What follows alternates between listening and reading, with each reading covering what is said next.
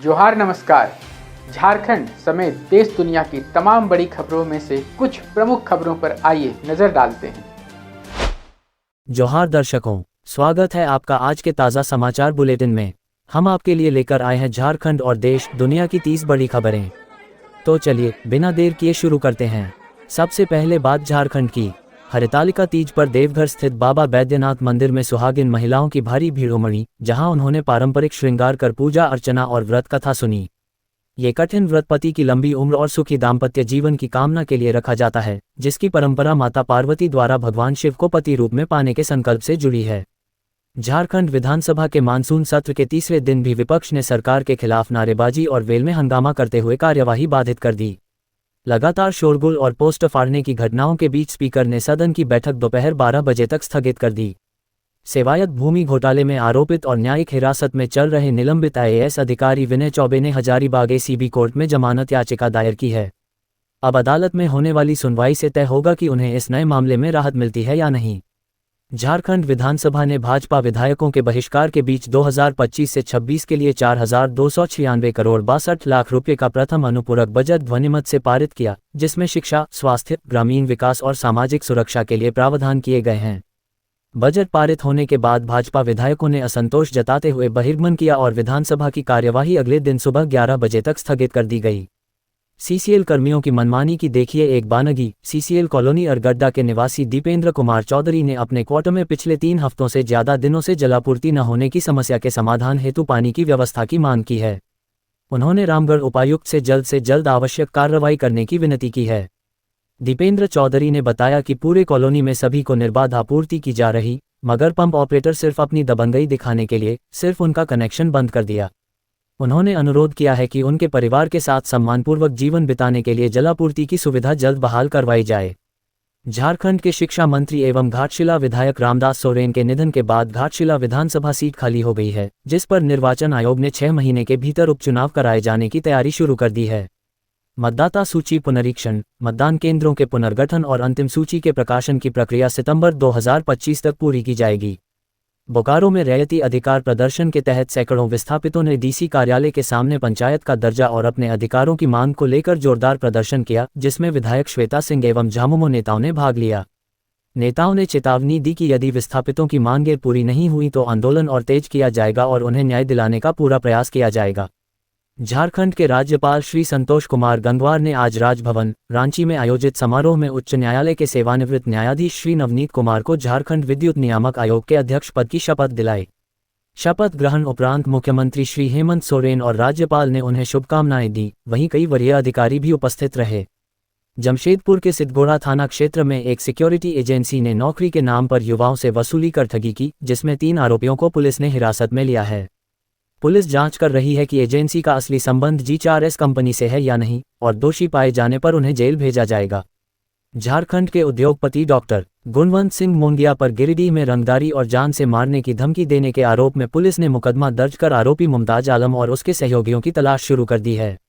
इस घटना के बाद क्षेत्र में व्यवसायियों में डर का माहौल है और सुरक्षा व्यवस्था को मजबूत करने की मांग बढ़ गई है।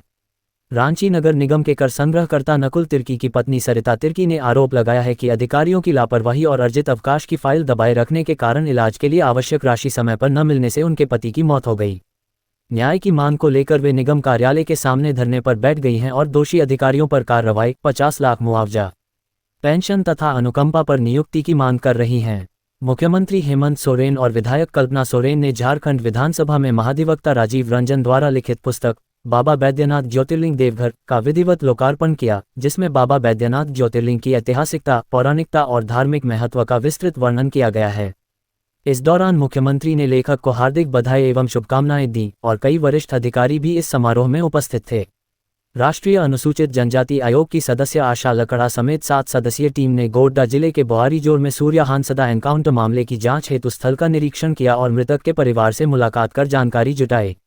आयोग ने निष्पक्ष जांच का आश्वासन देते हुए कहा कि जांच पूरी होने के बाद ही परिणामों को सार्वजनिक किया जाएगा। हजारीबाग में सांसद सेवा कार्यालय में रोहाने माइंस परियोजना को लेकर भू रैयतों और NMDC के अधिकारियों के बीच बैठक हुई, जिसमें विस्थापन, मुआवजा और रोजगार संबंधी विस्तृत प्रारूप बनाने का आश्वासन दिया गया। बैठक में सभी हितधारकों के लिए पारदर्शी और न्यायसंगत समाधान सुनिश्चित करने पर सहमति बनी और बाद में ग्रामीणों से पुनः चर्चा करने का निर्णय लिया गया। लोहरदगा के सांसद सुखदेव भगत ने रेल मंत्री अश्विनी वैष्णव को ज्ञापन देकर झारखंड के गुमला जिले में बानो, रांची, लोहरदगा और रोरकेला से जुड़ी नई रेलवे लाइन बनाने की मांग की, जिससे क्षेत्र की बुनियादी कनेक्टिविटी बेहतर हो और यात्रा दूरी कम हो। मंत्री ने सांसद को इस प्रस्ताव पर समुचित कार्रवाई का आश्वासन दिया। लोहरदगा के जोबांग थाना क्षेत्र में पहाड़ी इलाके की वजह से पशु तस्करी बेखौफ होकर जारी है, क्योंकि स्थानीय प्रशासन की कार्रवाई नहीं हो रही है।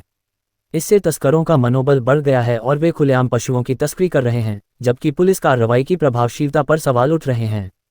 जमशेदपुर के पोटका थाना क्षेत्र में बोलेरो वाहन से 4 मवेशी तस्करी के दौरान घायल और 3 की मौत की घटना सामने आई, जिस पर पुलिस ने वाहन जब्त कर अज्ञात तस्करों के खिलाफ मामला दर्ज कर उनकी तलाश शुरू कर दी है।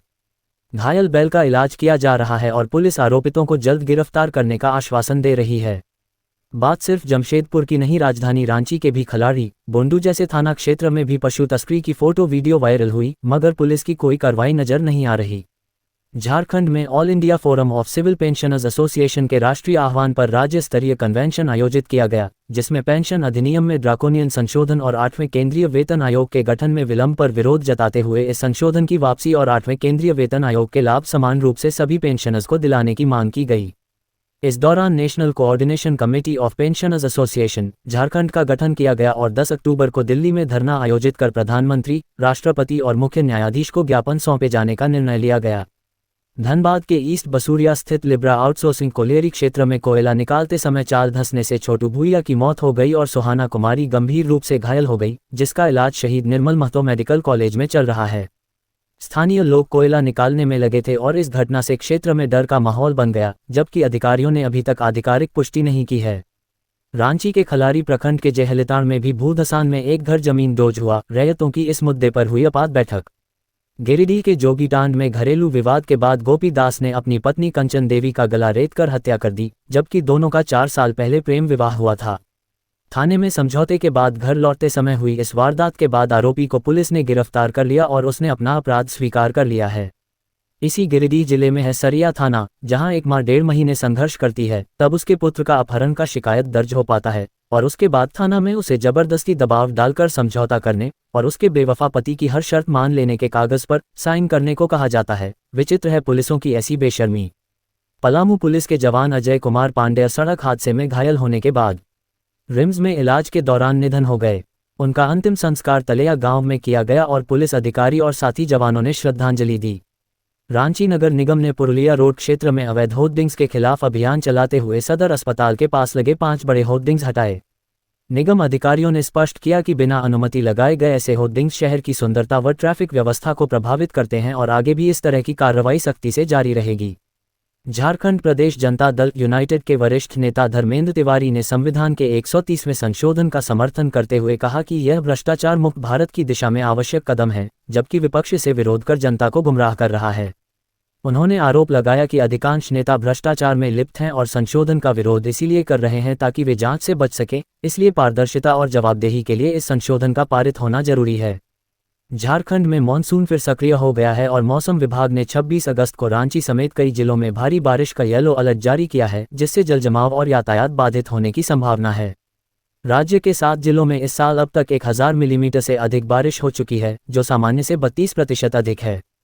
प्रदेश राजद प्रवक्ता कैलाश यादव ने कहा है कि गृहमंत्री अमित शाह द्वारा 130वें संविधान संशोधन बिल पर नैतिकता की बात करना बेमानी है, क्योंकि 2002 के गोधरा कांड के दौरान तत्कालीन मुख्यमंत्री नरेंद्र मोदी ने इस्तीफा नहीं दिया था।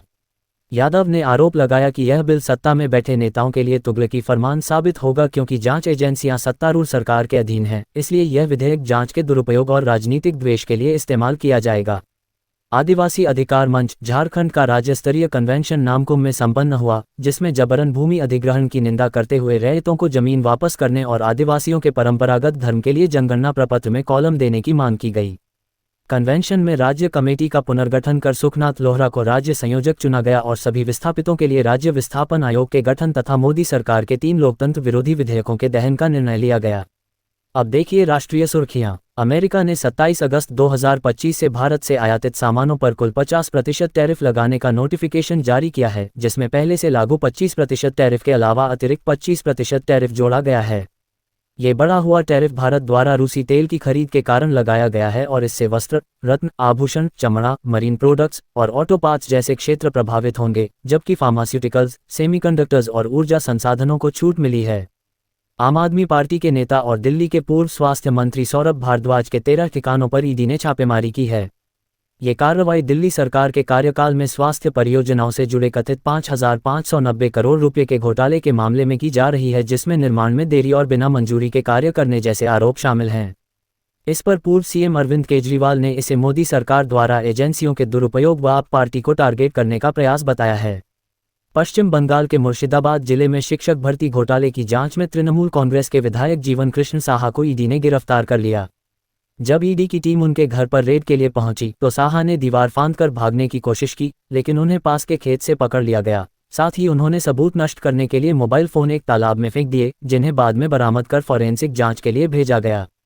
रांची के टाटीसिलवे रेलवे स्टेशन पर आरपीएफ टीम ने कार्रवाई करते हुए 3 युवकों को संदिग्ध हालात में भारी शराब की बोतलों के साथ पकड़ा। आरोपियों ने बताया कि वे ट्रेन से बिहार जाकर शराब को ऊंचे दामों पर बेचने की योजना बना रहे थे, जबकि मौके से 63 बोतलें बरामद हुईं, जिनकी कीमत लगभग 32,700 रुपये बताई गई है। तीनों आरोपियों को आबकारी विभाग को सुपुर्द कर आगे की कार्रवाई की जा रही है। ये थीं आज की 30 बड़ी खबरें। अगर आप ऐसे ही अपडेट्स पाना चाहते हैं तो हमारे YouTube चैनल को सब्सक्राइब करें, Facebook पेज को लाइक करें और इस वीडियो को शेयर जरूर करें। फिर मिलेंगे अगले बुलेटिन में, तब तक के लिए जोहार और नमस्ते। तो कैसी लगी आपको हमारी ये खबर, ये हमें कमेंट बॉक्स में लिखकर ज़रूर से बताएं और ऐसे ही नवीनतम ताज़ा अपडेट्स, खास खबरों से रूबरू बने रहने के लिए बने रहें हमारे संग। कैमरा के पीछे से मेरा सहयोग कर रहे अजय महतो, आनंद चौहान के साथ मैं विजयदत्त पिंटू, रांची।